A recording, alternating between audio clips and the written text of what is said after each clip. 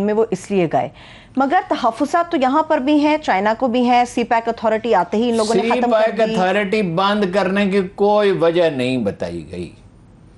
دیکھیے نا جی، جب شہباز شریف صاحب چیف، میں نے اب بھی آپ سے کہتا ہوں، شہباز شریف صاحب still chief minister, prime minister کی طرف وہ سوچتے ہی نہیں ہے۔ وہ جو ہے شہباز سپیڈ اس وقت اصطلاح استعمال ہوتی، اب کیوں نہیں ہوتی؟ ہاں اب خاموشی، اب کچھ نہیں کہتے۔ نہیں، اس لیے کہ شہباز سپیڈ ہے ہی نہیں۔ وہ کرتے تمام سیکٹریوں کو ہدایات تھی کہ یہ جو امپورٹنٹ چینی کمپنیاں ہیں ان کا کام فٹافٹ کریں۔ تاخیر بالکل ٹھیک ہے، انسٹرکشن تھی، ٹھیک ہے۔ پھر یہ ہے کہ یہ بہت چرچا ہے، اب ہم کہاں سے کنفرم کریں اس کو؟ مصیبت یہ ہے کہ جی وہ کمیشن کا سلسلہ شروع ہو گیا ہے۔ اچھا، یہی اس کے سولر کے بارے میں کہا جا رہا ہے۔ سلمان شہباز وہاں کیا لینے کے لیے گئے تھے؟ ترکی سے خریدیں گے نا جی۔ وہ ایک جزیرہ ہے ترکی کے زیر اثر، شمالی قبرص ہے، یہ کون سا ہے، وہ وہاں بنتے ہیں مختلف ملکوں میں، مختلف، جیسے فن لینڈ میں وہ ہے یہ اپنا موبائل انڈسٹری بہت پہلے ڈیولپ کر گئی تھی، جیسے کوئی چیزیں تائیوان میں بہت اچھی بنتی ہیں، کوئی مختلف ملکوں میں بنتی ہیں۔ تو یہ کہا جا رہا ہے کہ سلمان شہباز وہاں گئے تھے، یہ تو ضرورت تھی ٹیکس معاف کرنے کی، اس لیے کہ بجلی نہیں ہے تو لوگ کیا کریں، سولر لگوائیں۔ سولر کی کاشت 4 سال میں پوری ہو جاتی ہے، ٹھیک ہے۔ لیکن سلمان شہباز صاحب تو جو کرائن ہیں وہ تو یہ تصدیق کرتے ہیں، اس لیے کہ بجلی کمپنیوں کے معاملات میں سلمان شہباز کیوں بیٹھتے تھے اور بعض اوقات میاں منشا کیوں جاتے تھے، جو ڈکٹیشن دیتے ہیں۔ اور ڈانٹا انہوں نے وزیر اعظم کو، بھائی ایک بڑا معروف پروگرام میں انہوں نے ڈانٹا وزیر اعظم صاحب کو، میاں منشا صاحب نے، ایک دوسرے انڈیا کے ساتھ تعلقات ٹھیک کرو، یہ اس کو بنا دیں وزیر اعظم، بلکہ ایک عہدہ نکالا سپر پرائم منسٹر، اور اس میں لکھ دیں کہ میاں منشا کے سوا کوئی نہیں ہوگا۔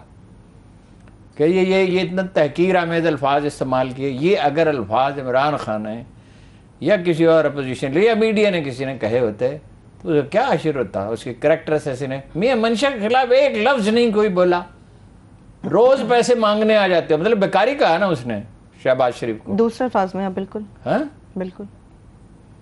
اس کا کیا مطلب ہے؟ کوئی احسانات کا اتنا بڑا بوجھ ہے کہ اس کے سامنے بول نہیں سکتے، یا اس کے پاس کوئی راز ہے؟ صحیح، ٹھیک ہے۔ ہارون صاحب، چائنا اور انڈیا کی فوجیں بھی آمنے سامنے تھیں اور غالباً ابھی بھی انگیج ہیں۔ پاکستان اس میں اپنا کیا رول پلے کرتا رہا یا کر رہا ہے یا کرے گا؟ وہ جو ٹریننگ کی بات ہے وہ یہ سمجھ لیں، اس پہ جو ایک بہت اچھا پراوین سوامی ایک ایکسپرٹ ہے وہاں پہ، وہ کل اس پہ بات کروں گا، اس نے جو تازہ ترین تجویز دیے ہیں، اس نے ساری زندگی صرف کی ہے PLA، پیپلز لبریشن آرمی، چین کی آرمی کو کہتے ہیں پیپلز لبریشن آرمی، اس پہ ریسرچ کی ہے۔ پاکستان بھی وہ آتا جاتا رہتا ہے اور معتدل ہے، اس کو ویلکم کیا جاتا ہے، چین میں بھی اس کو مطلب ڈسکریج نہیں کیا جاتا، اور وہ چونکہ بہت کنسیڈرڈ اوپینین دیتا ہے تو اس کا احترام پایا جاتا ہے۔ وہ کہتا ہے کرنل کے رینک تک پاکستانی آفیسر جو ہیں ان کا انٹریکشن ہوتا ہے چائنیز سے۔ وہ سرحد پہ تو بیٹھے ہوئے 80,000 آدمی، 1,000 کلومیٹر پہ گلوان جھیل والے علاقے میں 1,000 کلومیٹر پہ قبضہ بھی، ایک لفظ اس پہ مودی کہتا نہیں ہے۔ روبوٹ ہیں، انفارمیشن ٹیکنالوجی میں ان کی اس میں برتری انہیں حاصل ہے، گرم کھانا انہیں ملتا ہے، انہیں مکان بھی بنا کے دیں گے، عارضی جو مکان ہوتے ہیں، اور وہ وہاں سے پیچھے ہٹنے کے لیے تیار نہیں، اس لیے کہ انہیں اندیشہ۔ اسی لیے تو انڈیا جو ہے وہ امریکہ سے تھوڑے تھوڑے پیچھے ہٹ رہا ہے نا بھائی، یہ تو چین تو ایک مصیبت ہے۔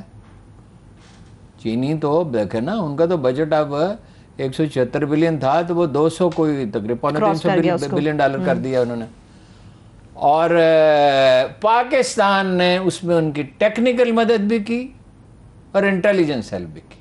اچھا، اس ویری سمپل، اس لیے کہ خطرہ تو پاکستان کو ہے۔ ٹارگٹ کیا ہے؟ ٹارگٹ یہ ہے کہ یہ 100 کلومیٹر، ہمارا چین کے ساتھ بارڈر بہت چھوٹا ہے، اتنا سا ہے 100 کلومیٹر، اس کو کاٹ دیا جائے۔ اور انہوں نے ایک پوری بات، اس کو کیا کہیں گے، ریجمنٹ کہیں گے، کیا کہیں گے، 700 آدمی ٹرینڈ کیے ہیں اس کو سبوٹاج کرنے کے لیے۔ اچھا، ہمارے اداروں کے اطلاع یہ ہے کہ وہ یہ درہ خنجراب یا سست کا جو بارڈر ہے، یہ اس علاقے میں تو وہ پراوین سوامی کہتا ہے کہ اب جنگ کو تو ایک ملک سے تو نہیں ہوگی، ہوگی تو پھر دونوں سے ہوگی، پاکستان اور اپنا چین سے، اس لیے کہ چین جو ہے وہ اس کی لوگ سمجھتے نہیں ہیں، سی پیک کو ایک تجارتی راہداری کہتے ہیں، تجارتی راہداری نہیں ہے یہ، اس کی دفاعی اہمیت ہے، اس کی تجارتی اہمیت ہے، اس کی سیاسی اہمیت ہے، اس کی معاشی اہمیت، اقتصادی اہمیت. ٹھیک ہے، ٹھیک.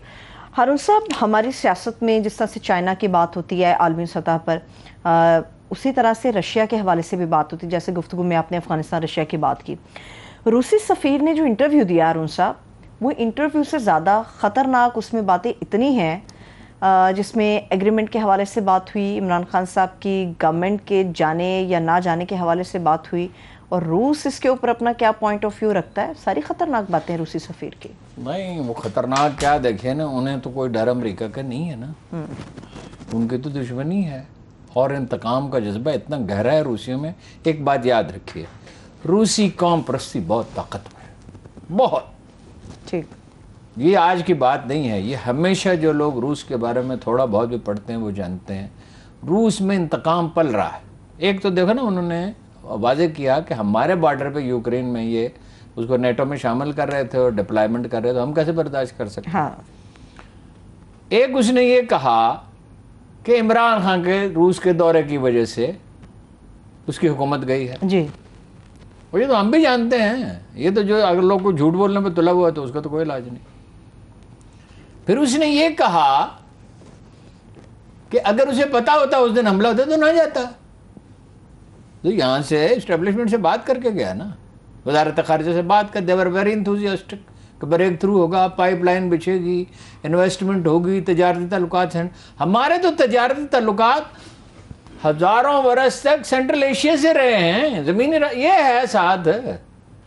یعنی ایک راستہ تو ایسا ہے کہ اس پہ اگر ٹرین چلا دی جائے 15 منٹ کا فاصلہ ہے تاجکستان کا، ازبکستان کا. اچھا جی، واقعہ کاریڈور اسے کہتے ہیں. لیکن اگر نہ بھی ہو، افغانستان بھی ہو، آپ کو دوسرے راستے سے عبور کرنا پڑے، اتنا طویل نہیں ہے تو پھر بھی اتنا ہے. ملتان جتنا رستہ ہے یہاں سے ملتان، ادھر کیا رستہ ہے؟